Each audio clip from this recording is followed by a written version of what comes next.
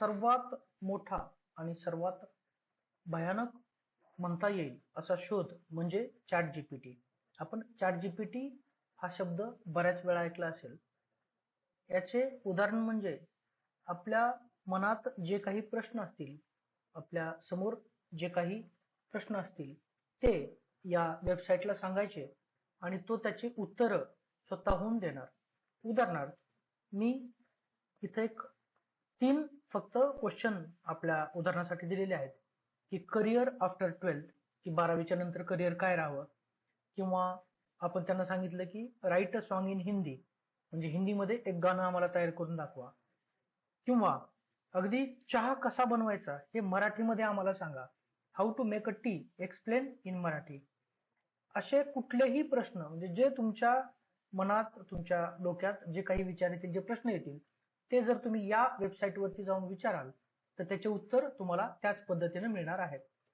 उदाहरणासाठी ही वेबसाईट मी टाकून एंटर मारलं आणि त्यामध्ये करिअर आफ्टर 12th फक्त ही लाईन टाईप करून एंटर ही की प्रेस केली तर इथं एवढी माहिती आपल्याला आलेली आहे की 12वी नंतर कुठल्या कुठल्या फील्ड आहेत, वोकेशनल कोर्सेस कुठले कुठले आहेत, प्रोफेशनल कोर्सेस कुठले कुठले आहेत, स्किल डेव्हलपमेंटचे प्रोग्राम कुठले कुठले आहेत. एवढी माहिती आल्यानंतर परत मी एक शब्द किंवा एक क्वेश्चन टाईप केला, right a song in Hindi, तर एक हिंदी मधलं छानसं गाणं तयार होऊन आपल्या समोर आलेलं आहे. Right a song in Marathi, तर मराठी मधलं एक गाणं तयार होऊन आलेलं आहे. आणि शेवटचा प्रश्न मी हा टाईप केला, how to make a tea explain in Marathi, तर अगदी चहा बनवण्याची पद्धतही या ठिकाणी या वेबसाईटद्वारे आपल्याला इथं आलेली दिसत आहे. म्हणजे इथं फक्त आपण एंटर करायचे, रिजनरेटला क्लिक करायचे, इथं आपण फक्त आपला क्वेश्चन म्हणजे टाईप करायचं जे आपल्या मनात येतं ते, आणि या ठिकाणी क्लिक करायचे, त्याचं काम ऑटोमॅटिकली सुरू होतं.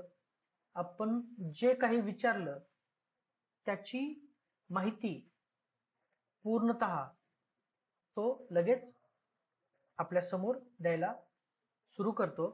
एवढं चांगलं हे टूल चॅट जीपीटी नावाचं आहे.